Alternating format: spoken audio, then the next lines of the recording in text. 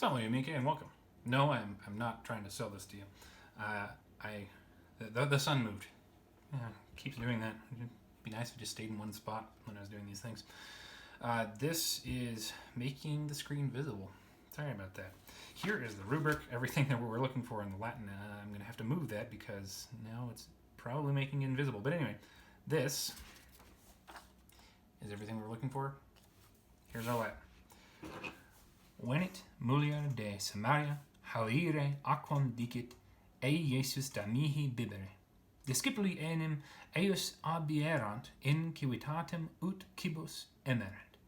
And I forgot to say chapter 4, 7, and 8. If you're watching this, you probably already know. Let's go ahead. Venit. As always, we have the problem of tense here. Is it present tense or is it perfect tense? Because this is venio, venire. It's a fourth. Veni. We could only tell if we could scan this. And since the Bible is, in this place at least, not a poetry, it's hard to tell. So we take a look at our Greek. And the Greek erketai, I know I don't have it parsed on here, but this is the present tense. It's not parsed because I see it all the time. So we need to treat this as a third singular present because of the Greek, and it is active and indicative. And looking neatly next to that, we have mulier.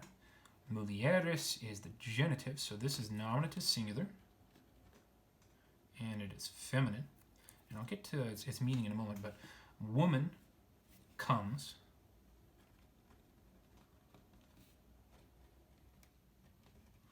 De Samaria, prepositional phrase plus the ablative. You have right there. Haudire, that's not the right case to be part of it. Down from, or just from, Samaria. Haudire, got that I-R-E, how-I-O, haudire, how, I don't actually remember that one. Housey, maybe? That sounds weird. But this is a present active infinitive because of the R-E, which is spelled with an F, not a D. To draw, so this is showing purpose. Aquam, A-M right there. Accusative, singular and feminine because of the A. Water. And we have a new clause here. I'm going to pause and come back to this. As I said, I was going to come back to this meaning. There are a number of different words for women. Femina is a common word, and that just means a female, an adult female normally. And then we have uxor, which is wife, and puella, which is girl. We have ancella, yeah, I think ancella, which is servant girl, maid servant. And we have serva, which is an adult female servant. And then we have mulier. Mulier has the normal connotation in classical Latin, so Jerome might not mean the same thing, but I would think he uses it, so he put it there for a reason. It has the idea behind it of a woman who is a mother, for one thing, and is older and more experienced than just a normal femina or a uxor. Uxor doesn't imply that she has any children, it's just she's a wife. At least that's what I remember. So mulier, we should understand, this means an older, I'm not saying an elderly woman, but an older woman has had children, has been married probably, and is experienced. Well, let's move on. Dicit, IT right there, third singular present. Probably didn't need to parse this. Active and indicative. Jesus, US right there, so we have our subject. Jesus says, we've seen that before from is, id, not going to parse it, to her, to that one. Da mihi, direct discourse right here. So da, from do, dare, dedi, datum. Actually, the A is short, I think. But this is a present imperative, so second singular present active imperative. I suppose in Latin the second singular, well, the second person is irrelevant, as imperatives in Latin are, with very, very few exceptions. Exclusively second person. Mihi, ego me, mihi mehe me. This is dative singular. Give to me bibere. We got re again. Bibo, bibere, bb. And then I don't know if this has a fourth principal part, but present, active, infinitive again. To drink. And of course it would be implied water.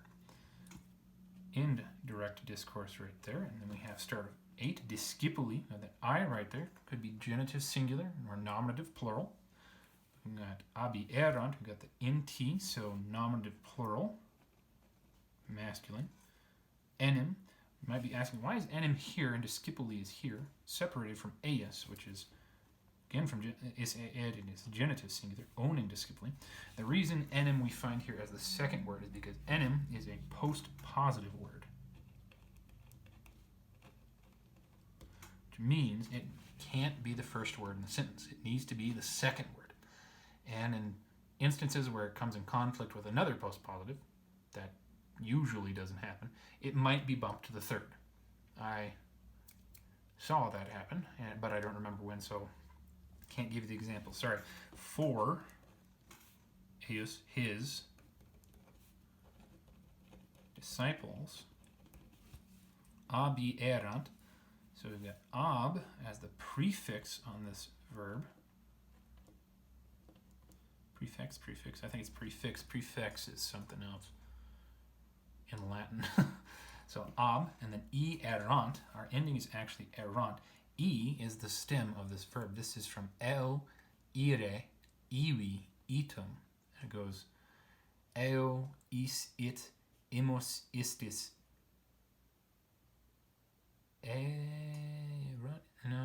Ierunt. There might be more I's in there than I'm remembering. But it's one of those irregular ones. You just need to memorize the forms. In this case, we have erant as our ending, so that's third plural. And it's built off of one of the alternate perfect stems. So we've got, as I said, eo, ire, ii, or iwi. In this case, we've got the ii, so no v in between there. That's a hard word to say. Plural, pluperfect, plpf, active, and indicative. For his disciples had gone. Ab would be from him, away. That's how I'll translate that. In plus this case m, accusative, and singular civitatem, that's feminine. And I think we talked in either the last video with Latin or the video before how civitas normally means citizenship, but in this case Jerome has been using it to mean city, which is unusual. Ut can't be part of that. Into, because of accusative, showing motion toward. City. Ut, this could be introducing result or purpose. Kibos emerent. Nt as our ending. And now we've got the re right there from emo, emere, emi, and then I don't remember the fourth again. But since we have the infinitive as our stem, nt as our ending, we know that this is an imperfect subjunctive. Third, plural, imperfect, active, and subjunctive. This book is making life hard. So, purpose makes a lot more sense here than result. So, purpose in order that they might buy, and then kibos with os right there. This is our accusative plural. Hard to write. And because it's os instead of a, we know that it's going to be masculine. And that's just food. Or as we said in the Greek, victuals. That ends our sentence there. And as far as we're going to go, let's take a look at it in its own context. Woman comes from Samaria to draw water. Jesus says to her, "Give to me to drink." For his disciples had gone away into city in order that they might buy food. Should probably note might because of imperfect. We have primary sequence and secondary sequence tenses in Latin. So present tense, future tense, and sometimes perfect tense are primary sequence. And then imperfect and pluperfect are secondary sequence. And when it comes to the subjunctive, when we're translating them from Latin into English, primary sequence of the subjunctive, so present and perfect, they are translated with may, and imperfect and pluperfect are translated with might. When we actually show them in their imperfect, in their subjunctive forms, which doesn't always happen. I could say in order to buy. Could have done that. But there we go. Now from verse 1.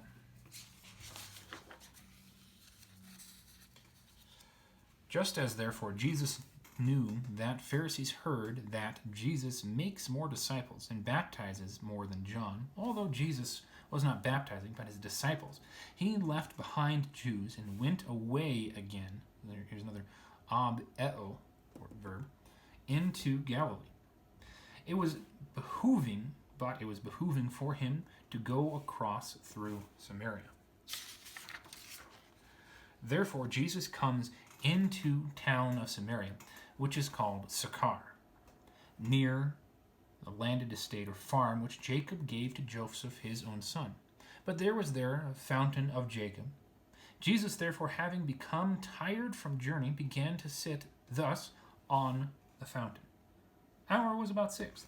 So it's the heat of the day. And it would not be usual for a woman to come out and draw. And if you've been to any Bible study involving this passage, I would hope you've heard that. A woman comes down from Samaria to draw water. Jesus says to her, "Give to me to drink." For his disciples had gone away into city in order that they might buy food. And there we have it. Thank you very much for joining me. I hope taking a look at this has been helpful for you. Hope you have a good day. Wale. What? You're still awake? Why are you still here then? You should be reading a book. Or if not reading, you should watch one of these other videos. Please like, subscribe, leave a comment. See you next week.